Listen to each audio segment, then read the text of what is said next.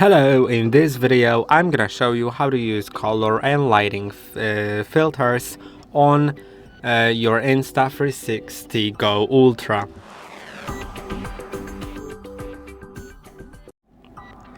To do it, you will need to go to the slide down from the right part of the screen towards the center, and now select this first button here, and now you can set different filters.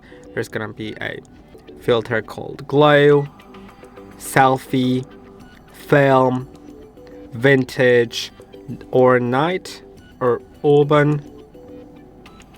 So yeah, there's quite a lot of these filters, and Vivid one, yeah, there's quite a lot, as you can see, and that's how you can set it. I hope that this video was helpful. Don't forget to like and subscribe, and I'll see you in the next one.